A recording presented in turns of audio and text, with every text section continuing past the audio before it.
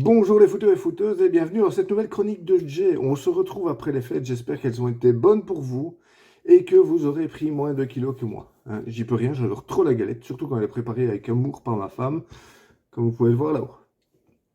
J'y peux rien. Et visiblement, je ne suis pas le seul à avoir abusé pendant les fêtes. Quand on voit les performances de nos clubs dans le championnat que le monde entier nous envie, la Jupiler Pro League. Et je ne parle pas que des joueurs. Même les arbitres avaient visiblement au moins 2 grammes de champagne dans le sang sur le terrain ce week-end.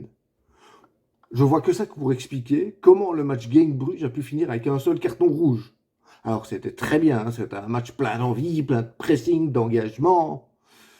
Si on entend par engagement, tacle au-dessus du genou, crampon sur les pieds, faucheuse par derrière.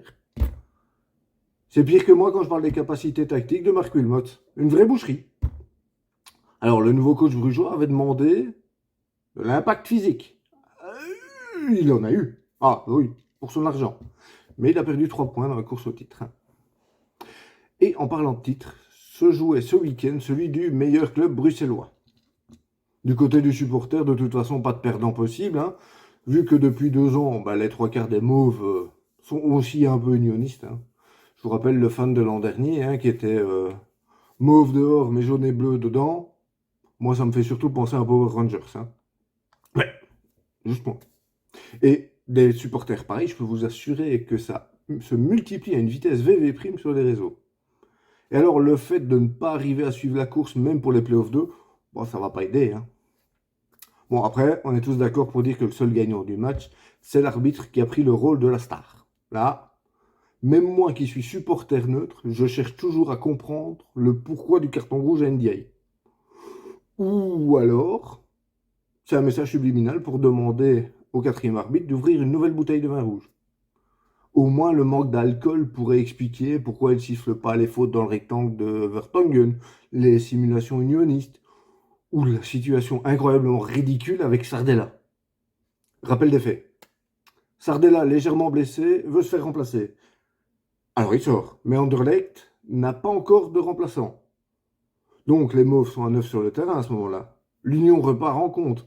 Sardella monte sur le terrain sans l'accord de l'arbitre, arrête le joueur, prend une carte jaune. Jusque-là, c'est logique. Mais l'arbitre dit à Sardella de ressortir.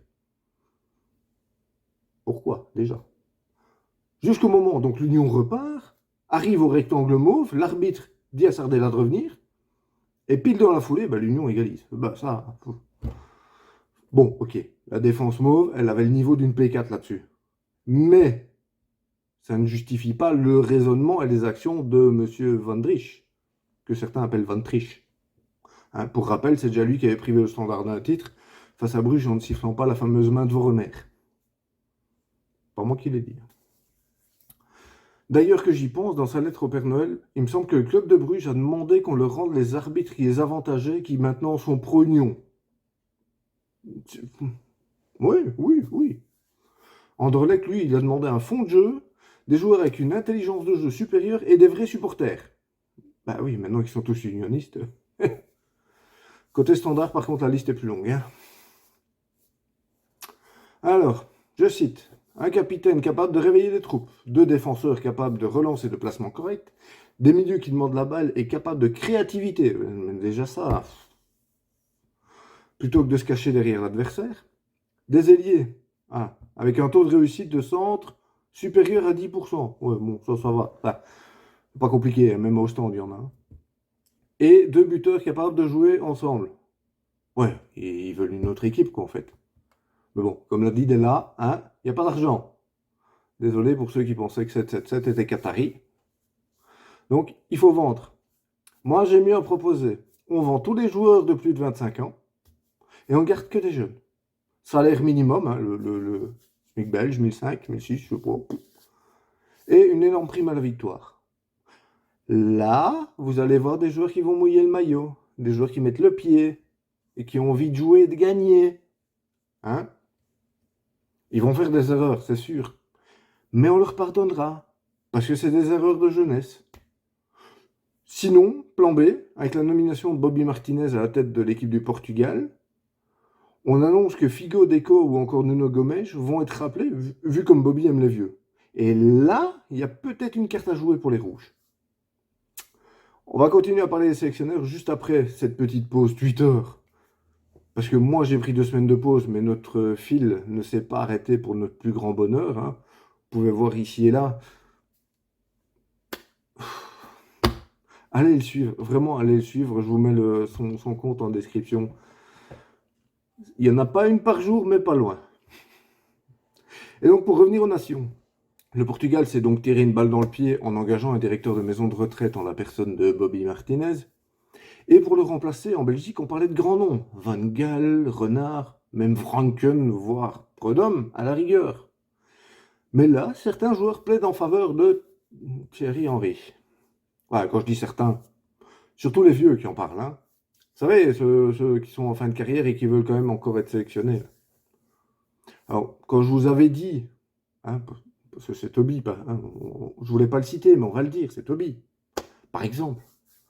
Mais quand j'avais cité que j'espérais un grand nom français, je pensais plus à Laurent Blanc, voire à Zidane. Pas un mec incapable de gérer un vestiaire parce qu'il a un ego surdimensionné. Alors c'est sans doute un des meilleurs consultants francophones de par son charisme et son humour, mais comme coach, non, non, non et non. Et en plus, Zizou, il est libre. Avec le vent qui vient de se prendre en équipe de France, pas le où il veut, hein. Parce que pour ceux qui n'ont pas suivi, Noël Le Graët, le président de la sélection française, a donné une interview ce week-end dans l'émission Bartoli Time, faisant suite à la prolongation de contrat d'Aidé Deschamps jusqu'en 2026.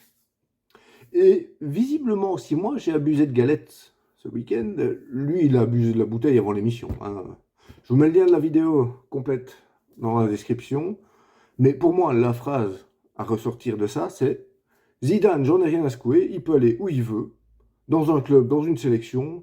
Moi, j'y crois à peine en ce qui le concerne. À quel moment tu manques autant de respect à une icône qui incarne à lui tout seul l'équipe de France? Je veux dire, si tu as un mec à ressortir de ces années d'équipe de France qui est même au-dessus de Platini, c'est Zidane. Il n'y a pas photo. Même Kiki Mbappé, qui pourtant se prend pour le meilleur joueur du monde, a tweeté en disant Zidane, c'est la légende, on ne manque pas de respect à une légende comme ça. Si même lui le dit. Et dans l'interview donc, de Le Graët, qui est déjà visé par une enquête d'harcèlement sexuel, donc sa défense, c'est la meilleure du monde, hein. Je cite Je ne sais même pas écrire les SMS, donc il n'y a pas de SMS sexuel de ma part. C'est ça, et moi je suis le pape. Un génie, un génie. Et donc, en direct, il ne trouve rien de mieux à dire que Marion, tu m'appelles quand tu veux. D'une voix dont Dominique Strauss-Kahn serait jaloux. C'est moi ou le mec est devenu le tonton bourré gênant qu'on met en bout de table dans les repas familiaux, là. Ça ne va pas aller mieux, hein. On est le 9 janvier. Et il y a déjà de quoi faire des heures d'émission. On va aller. Pour finir, on va finir sur quelque chose de plus léger, avec cette interview de Madame Antonella Messi, à propos de son mari. Quand une des lampes de notre maison grille, je ne demande jamais à Messi de la remplacer. Pas parce qu'il est petit ou quelque chose comme ça. Bon, ça, mon œil, hein. Mais j'ai peur qu'il tombe et me demande un penalty. Du coup, si elle sait qu'il simule, que lui sait qu'elle simule aussi parfois, entre les deux, moi je me demande quand même qui simule le mieux au lit. Allez, sur ce, à la semaine prochaine les amis.